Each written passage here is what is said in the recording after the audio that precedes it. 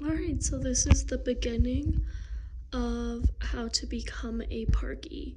So I'm going to go over pretty much how you can become someone that lives and works in national parks for concession companies and explain a little bit about more about the process.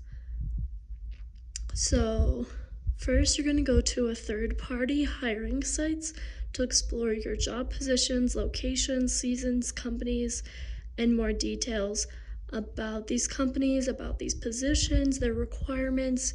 You'll find mostly, especially on coolworks.com, many details about the locations, the company, the property, what to expect. If it's something that you like, then I would honestly make a list of the ones that you like, the companies that you like, the positions for each company, and the location for each company. So on these third-party hiring sites, some of them have the bigger concession companies. So that's like Xanterra Travel Collection, Pursuit, what's the other one? Delaware North. I'm blanking right now, but those are just a couple. So on their hiring site specifically, when you do an application for them, usually you can put your top 3 like positions and the locations of where you want to work. So then it's kind of like a 3-in-1 application. So when you do your interview, you'll probably be asked like, which do you prefer? And you can tell them, but also it might be an open interview for all those other positions. So just be aware about that. So after you make a list of the positions that interest you, you're gonna make a resume and cover page geared towards that position. If it's the same position, multiple locations, or different locations with different companies, that's even greater, because you can reuse it. But if they're different positions, you want to make sure you're using like SEO keywords.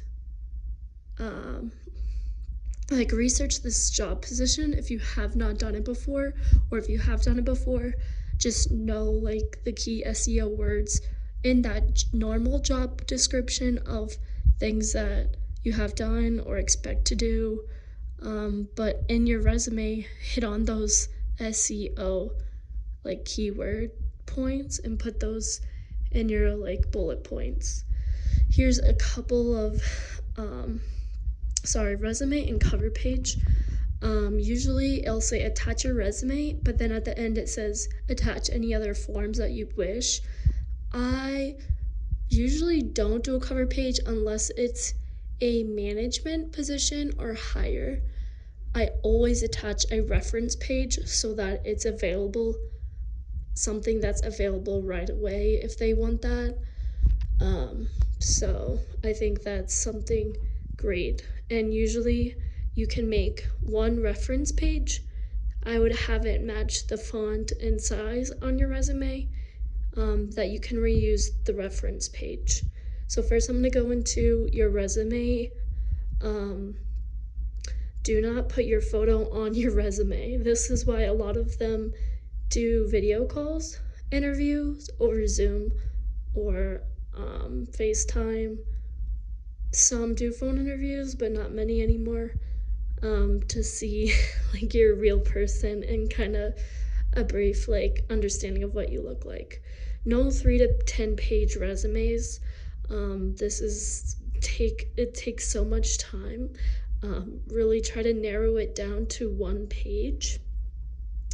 If you're in management or higher, like assistant manager, manager, director, I would definitely recommend having it longer, 2 pages ideally. But once you get into 3, 4, like it's kind of a lot. It's just up to you. It's your call. If it's big,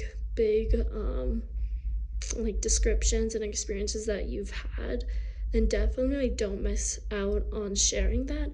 But you don't want to put all the details of your whole life on this 1 page, right?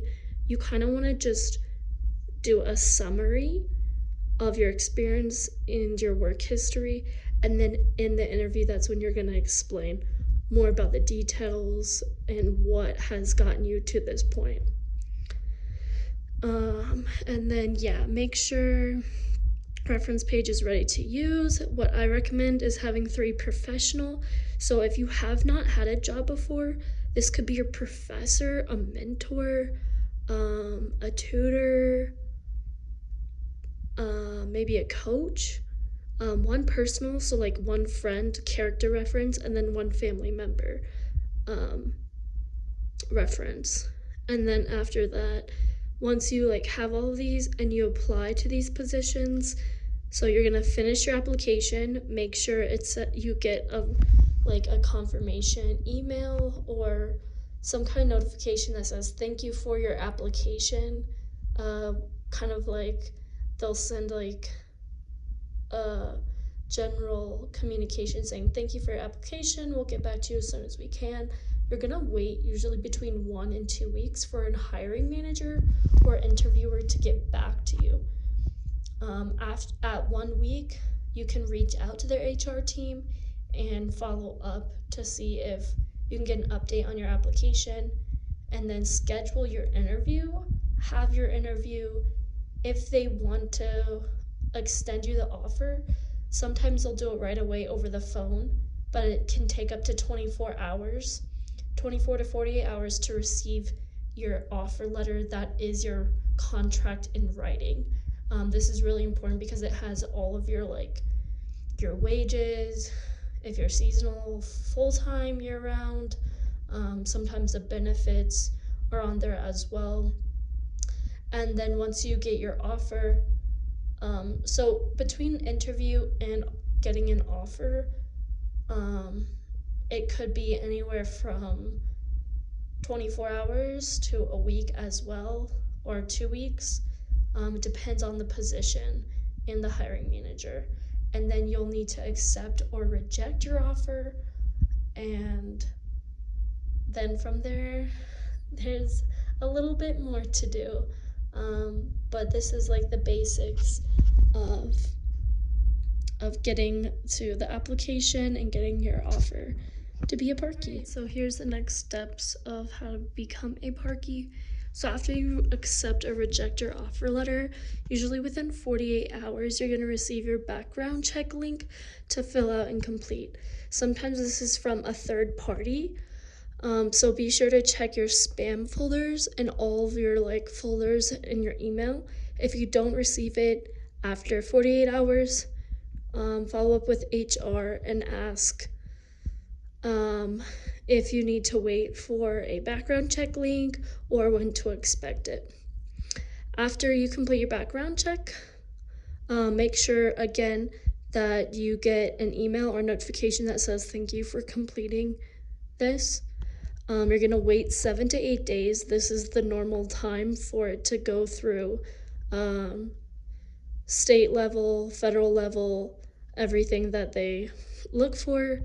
If you don't get the next step or confirmation that your background check is back clean, then after 8 days, again, follow up with HR to see what's going on with your background check, or if it's good to go and what to do next.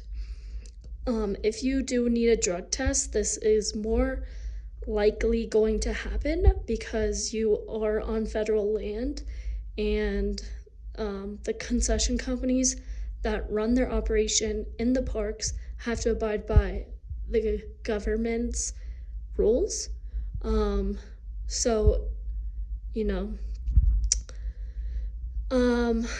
But the company that you're going to be working for pays for it. Usually they send you an email about instructions on how to do your drug test, maybe the closest place to it, and how to schedule it. If not, then I would just Google closest place to get a drug test near me, and either call them or walk in and say, hey, I just got hired with this company, and they're going to pay for it. This is their code. Do you guys accept that to do this here, or where do you recommend? After you do that, usually the drug test is complete, it's clear, it's good, it comes back. You will receive another link to log in and do your online onboarding documents. This is your tax forms, company's policies and acknowledgments, all the other like detailed forms that you need to get done before you get there. All right, so here's what's next after you do your all your onboarding documents, your drug tests, your drug test, background check, all that came back. Check your email for a separate email from employee housing. Usually you can just search employee housing and you'll see something come up. Read it and click.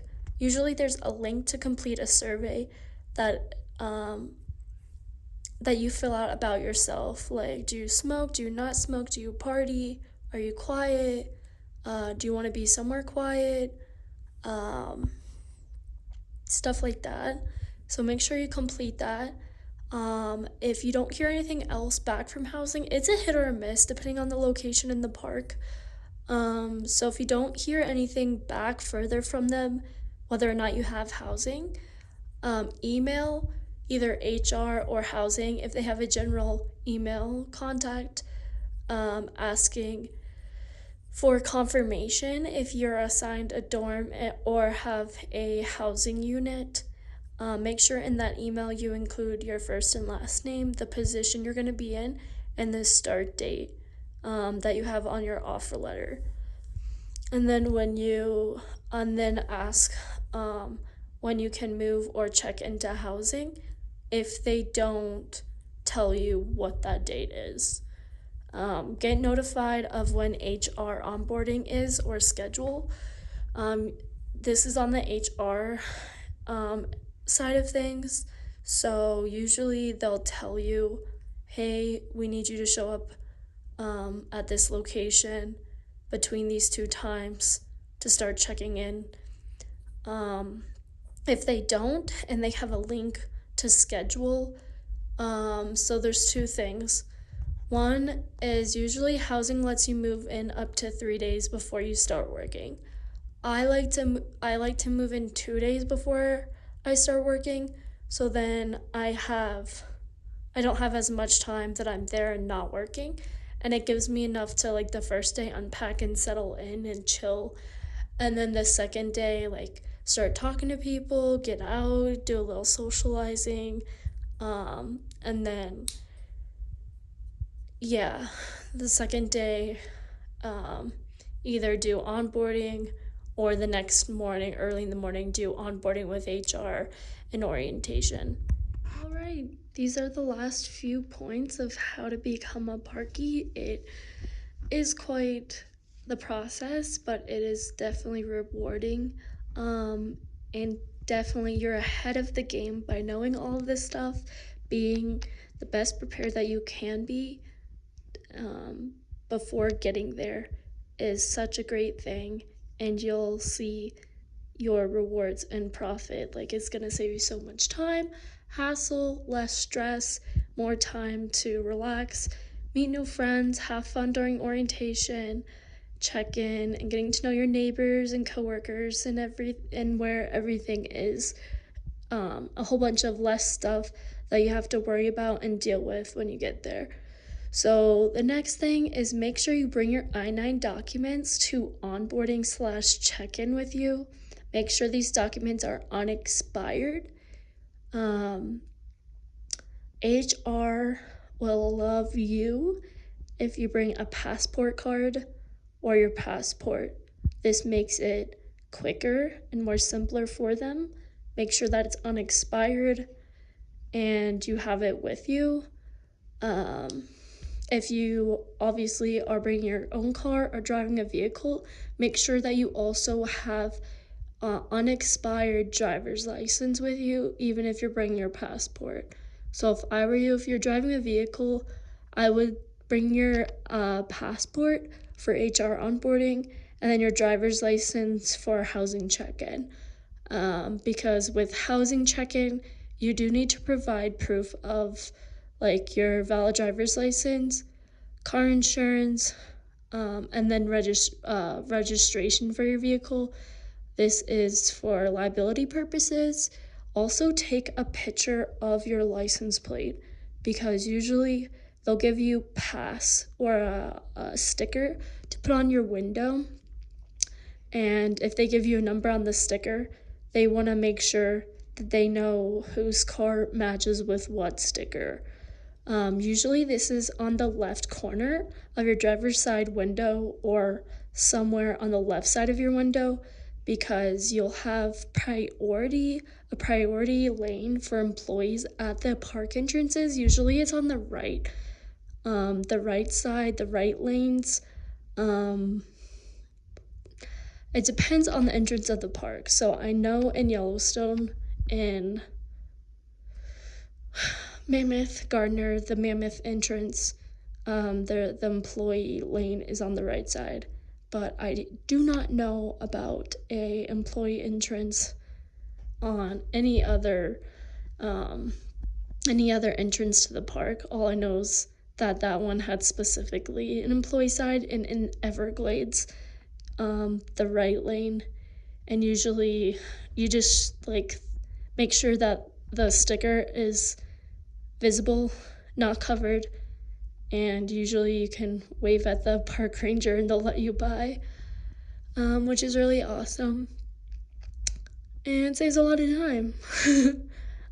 Make sure you wear comfortable and non-slip or waterproof shoes to orientation because usually they'll give you sometimes, mostly expect a property tour by walking during your orientation so that you can like get a layout of everything. I know these are in the larger parks as far as being with a smaller company in a large park. I'm not sure, but I'm 90% sure that they're going to give you some kind of property tour. So just be prepared rather than having to go back and forth to your room. And also, if you'd like, bring like a reusable water bottle so you can carry that around and drink water from it. And what other necessities you might need if you have to take medicine or chapstick, stuff like that in your pocket so that, or fanny pack, or a little backpack, whatever it may be, so that you're prepared. All right, this is a wrap up and the last few things that I just want to share that's really gonna make you have hopefully a great season and first time experience being a parkie. Be you. I've learned the hard way, and I'm sure many people have. If not, you will too. Quickly, don't feel like you have to talk every single minute of every single day. Be aware that the people that you are living with, working with, eating around are going to be with the same people. It can be a lot, it can be overwhelming. Even though it may feel awkward, it's okay. Like, it's okay to feel alone or to be by yourself. Like I did for a very long time. I enjoyed eating alone by myself. If people wanted to eat with me or they invited me to eat with them, of course I would. But for me, my lunch break is my quiet time. I encourage you to find your quiet place, your safe place, and enjoy it. Enjoy your quiet time. Enjoy that. Don't care what other people say or think what you do, because you know you the best. You know your limits. Don't feel like you have to do things with people to fit in. And remember, like, if you feel like you're pressured into doing something you don't want to do, those aren't your people. Like, please, I'm begging you, get rid of them. you can have fun. And if you have to have fun, that means having fun by yourself, because the other people or people you thought you were friends with have too much drama, too much gossip, don't like you being sober, whatever it may be. Don't let them stop you from having fun. There's ways to go solo hiking, to enjoy activities by yourself, and be safe. Get some bear spray, get gel pepper spray, what's it called? Like a pocket knife. Make sure you're prepared. You have a first aid kit so that you can take care of yourself. Respect wildlife, the land, company property, and others. This is huge. I think this is such a big problem still in the parks, and it's gonna be really sad to see, especially a lot of the smokers. They don't care. They're gonna litter their cigarette butts everywhere, and it's gonna be really annoying. Some people, other coworkers, their neighbors might have to clean it up. At the end of the day, someone has to clean it up.